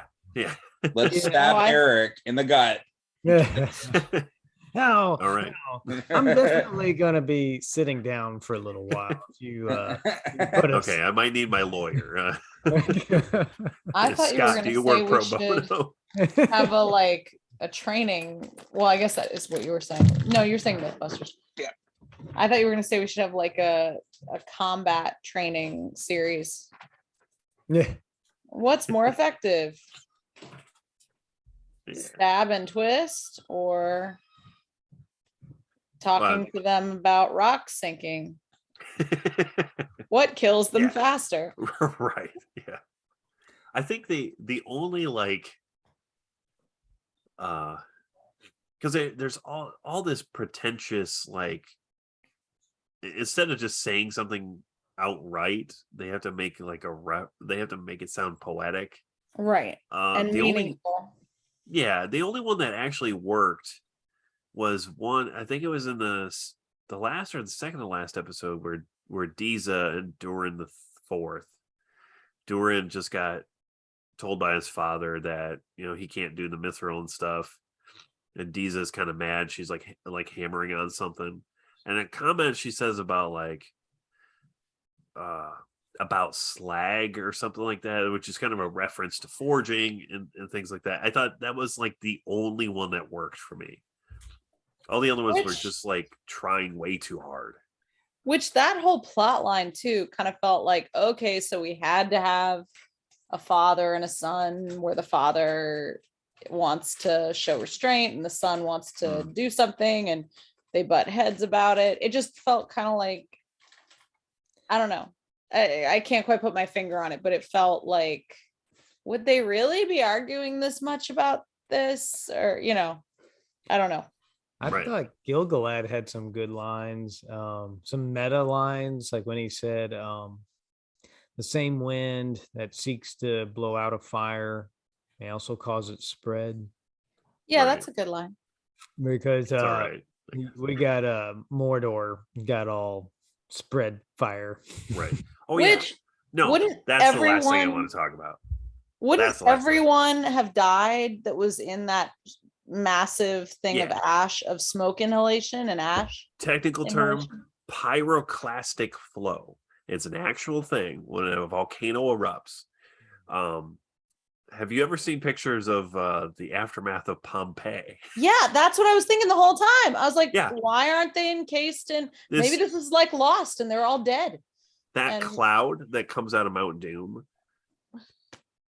Pyroclastic flows have been measured on in degrees of the thousands.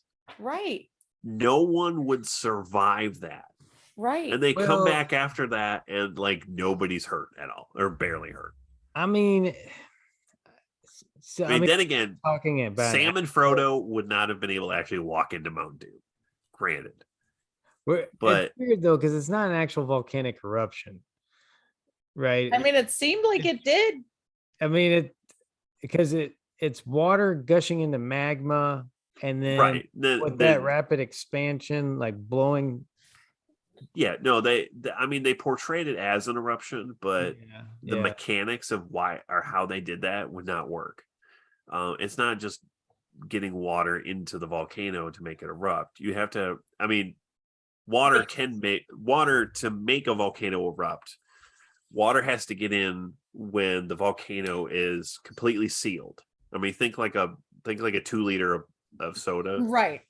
And build up pressure, and it's got to build up pressure before it'll blow the top off.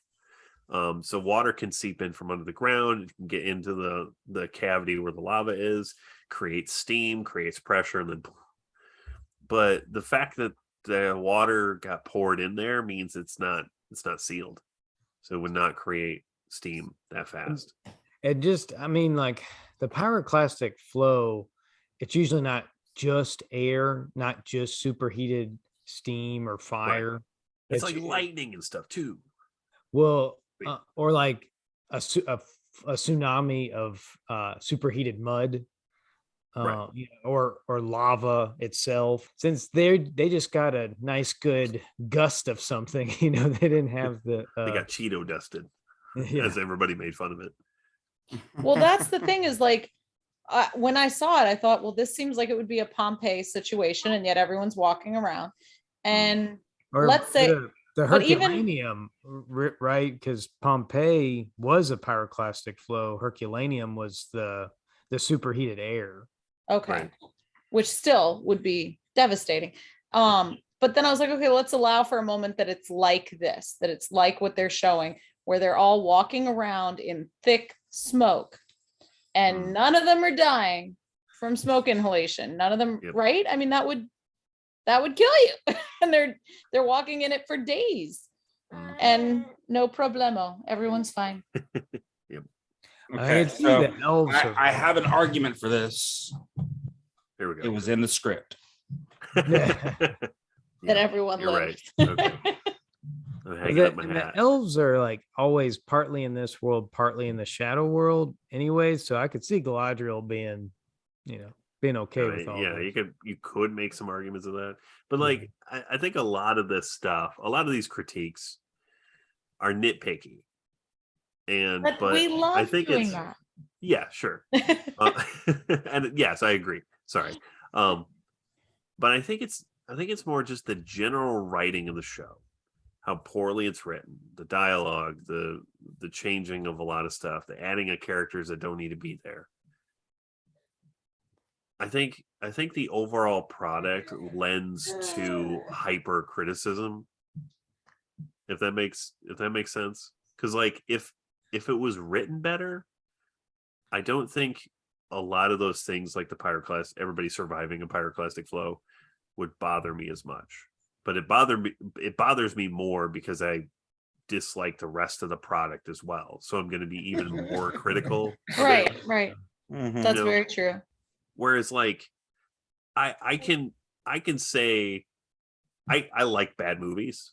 I mean, there are bad movies that I like, and I understand them in the context that they are. Like the Super Mario Brothers movie that I love bringing up all the time. So great. I love that movie. But it's a terrible movie. It really is. But in the context of what it is, they didn't have $1 billion to make that movie. They didn't have $1 billion. Have y'all seen the trailer for the new one? Yeah, I'm not sure about Chris Pratt as Mario, but I understand why they have a regular character, or they have a regular actor, and not the actor who's played Mario for like 30 years. because he can't do a full-length movie in that voice. He can only do clips and lines. So understand. I'm not sure. I mean, until I see the movie, I think I will give it a chance. Just like the same thing with the Sonic movies. I gave it a chance. And I love the Sonic movies too. And they're very kiddie. I want to watch the first one before I watch the second one. But The second Eric, one's free on you everything. have to watch Sorry. them both. Yeah. Eric in had order. a point. Sorry. Yeah. But yeah, just the bad writing of just everything, the product as a whole just lends to a very hyper criticism of every little thing, every nitpick, and just it compounds ridiculousness upon ridiculousness. I don't know. It just Can we talk about like that? I think. Hold on, because we've been talking for over an hour and a half now. Yeah. And we have two other maybe possibly three other interviews to do with people about the Rings of Power. Oh, wait, so we don't need to explore every topic in this one. Yeah. But what was Scott gonna say? I want to hear what go ahead. Why don't we say maybe this is the last thing? Yeah, well, I mean, it's the next 4 seasons. Because there's gonna be 5. Yes. There's 5. Yeah, playing out 5 seasons. Remember that guy you said with the cool beard, who's like Farazan, the charismatic political leader? Yeah, his name's Farazan, or however you say it. Farazan, when he takes over as king. Yeah, he's supposed to marry. He's supposed to marry Muriel. All right, and then he takes Sauron captive, and Sauron basically becomes his great advisor, and then he leads him to set up like this terrible dark religion to Melkor. Where like Sauron leads Numenorians to start worshiping the Lord of the Dark. And they all get destroyed, and all you have left is Isildur and Elendil. So they gotta get Isildur back too. Spoilers. He's dead. But I mean, that's some dark stuff that's going to start going down. Yeah, but I had no clue about any of that, and now I know everything. This next season's gonna suck. I don't know how long it's going to take to do that, and then then you have the War of the Last Great Alliance. That better be done well. Yeah. I mean, that's all. You're trying to act like you know what they're talking. No, I know what they're talking about there. Oh, is that? It's the beginning of the Fellowship. Yeah. Oh, okay, got it. I knew that one. Where Sauron's coming and like that reference. Oh well, so real quick, just that's another concern I have with the show is I feel like already they've tried to set Sauron up with a somewhat sympathetic backstory of some kind, not totally clear what it is. The Uruk-hai guy is supposed to be somewhat sympathetic. Disappears. That just really disappears. That like to me part of Lord of the Rings ethos is that like evil is very evil and not and that it feels like we're setting ourselves up to kind of muddy the waters. They're going the Disney and Marvel route. Or sorry, Scott, go ahead. Oh, I was just saying, like what Frodo says about Aragorn. Like, I feel like a servant of the Dark Lord would look fairer and seem fouler, and we have Halbrand looking fairer and seeming fouler.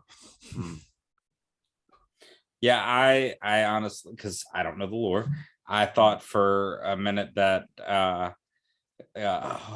Halbrand and Galadriel were going to be a thing. Well, they clearly were setting them up.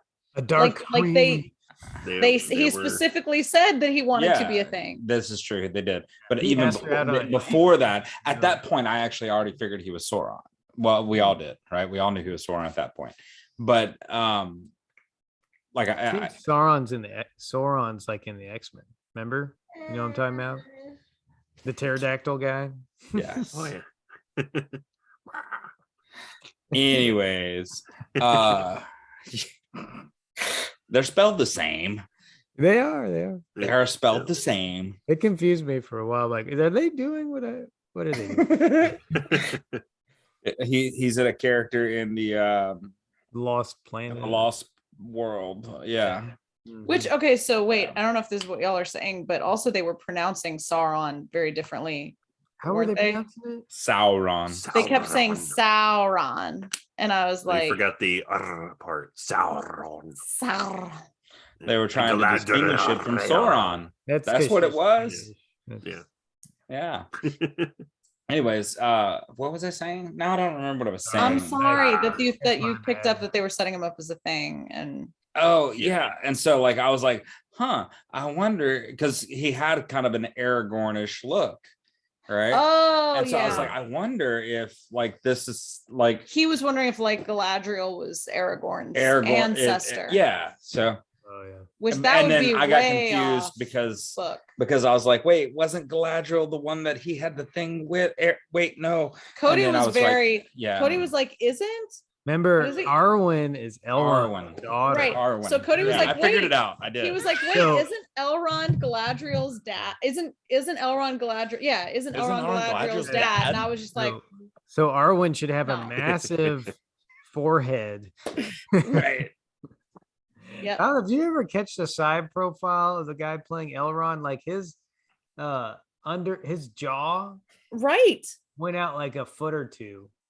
Which that's what the Celebrimbor guy has the same exact profile. Yeah. They have the kind of V-shaped heads. Yes.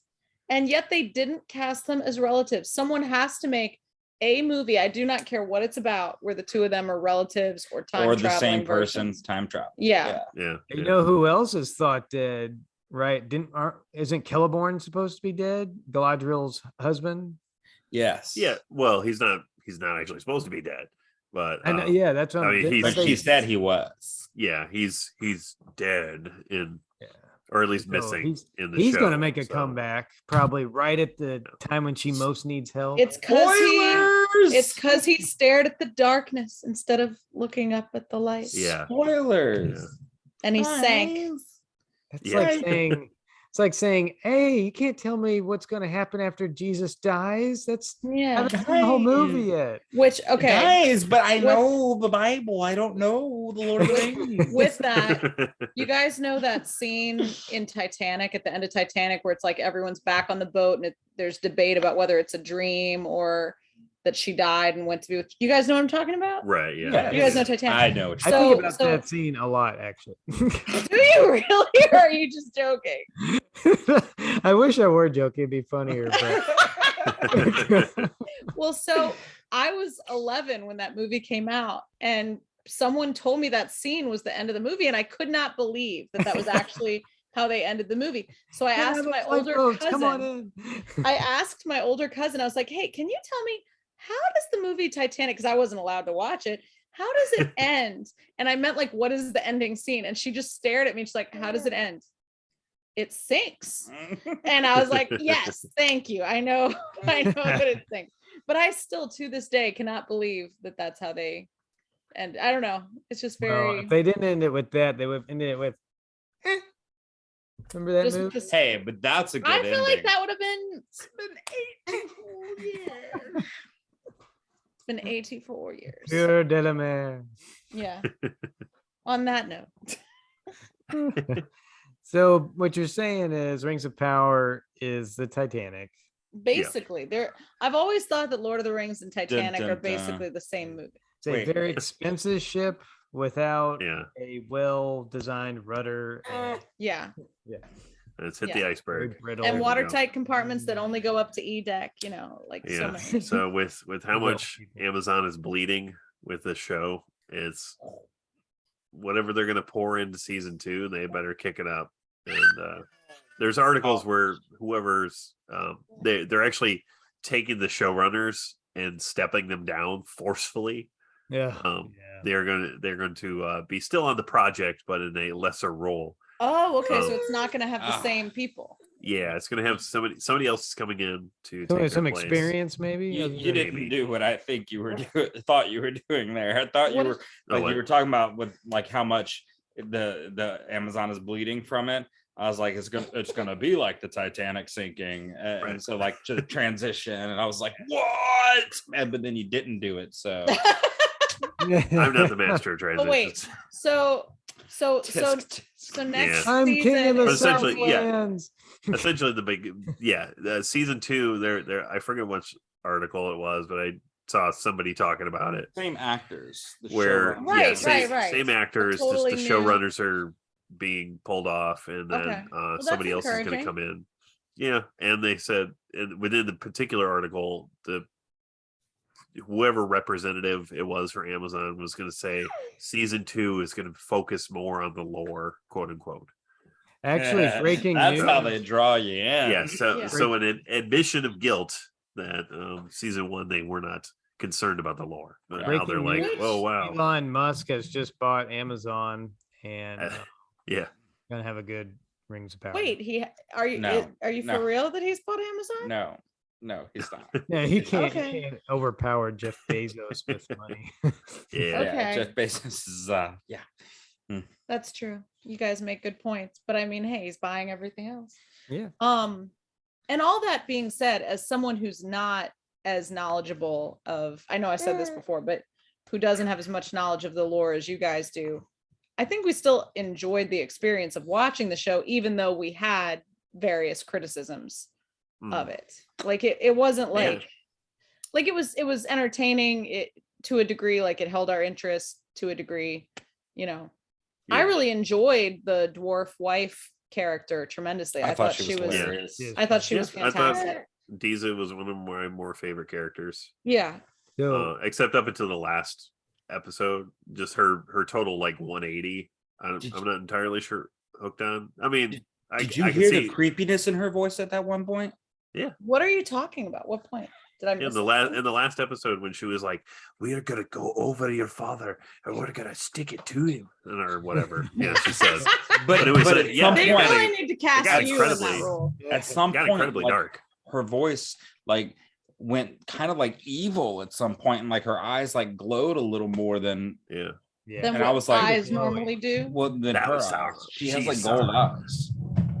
Do you not know? Yeah. She has like golden eyes, but they lit up. Okay, I'm gonna have to go back and Yeah, watch and that. like it like her voice just Huh. dropped an octave or something, like a demon was talking through her or Well, something. there was the Balrog at the bottom of Right. Yeah. What a Mythos, tease. What a tease.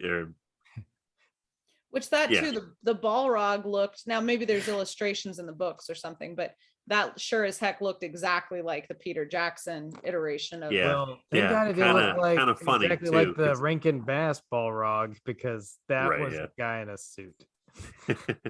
But yeah, Like I've this? seen comparisons on YouTube. They literally took the exact same, like right. literally same animation from Oh, Peter Jackson's yeah. film. Yeah. So like, can they even legally do that? Like they don't own I the rights think- to his films, do they? I think whatever production company that made it, I'll take this. they own. I forget Okay. exactly, Oh, but I remember seeing somebody say, yeah, they can. But Well, yeah, wouldn't it be fantastic if they just brought in Peter Jackson? it would. yeah. Then again, he made Hobbit, so I'm not entirely No, sure. that's a good point. All right, so things but y'all then wa- again, I know Hobbit's not 100% his fault. I guess a lot of it's the studio too, and being like, we got to make a trilogy, and he was like, we could do 2 movies. That would be a lot better. More We got to do doable. a trilogy. Okay. So Everyone his hands like- were kind of tied on that, but There's this thing in psychology about how human beings find 3 things. Like Cody's Trans- annoyed because yeah, like when we go out on dates, I'm like, we need 3 activities No, on this I'm annoyed date. because it's been like 2 hours. We need 3 hours, Cody. 3 It'll be more Yeah. satisfying if we have 3 hours. right. Yeah. Our kids are screaming. Our kids are Yeah. still we awake, should wrap ladies it and up. gentlemen. But yeah, So I like Eric. So we're going to be talking about this with JP and JD. Do you have any last thoughts? yeah. My last thought is that if you enjoyed the show, that's great. I mean, I like bad movies too. I thought you were going to I say like you're bad movies garbage too. people who like garbage. Yeah. No, I can't gate people or gatekeep people in watching the show kind of thing. I think Amazon incredibly made a ton of terrible decisions. This product should have been way better than it is. But in their hubris and in their willingness to gloat about the money they poured into it, and yet spent all that money on cheap labor and effects and all this stuff, or at least practical effects anyway. Special effects, yeah, they might have poured billions and billions of dollars into special effects, but this should have been way better than it was. And I think it's because instead of making a product for the fans of Lord of the Rings, you made a product for no one. If you would have made a product for Lord of the Rings fans, people who aren't Lord of the Rings fans would have loved it all the same. I think. I want to talk about this for days. I would like to go through it. I figured you could, like, listening to you, like, I'm like, holy cow, like this could be like 18-hour episode. We need to Thank you for nerding out with us, the Catholic Nerds. This has been Scott Smith, Mary Reed, and Cody Reed, and special guest Eric Dumont. Please do subscribe to this podcast and share it with all your friends, Catholic or not. And remember, in this one holy Catholic and Apostolic Church of ours, nobody goes off trail and nobody walks alone. Nice. Yeah. We wait for you.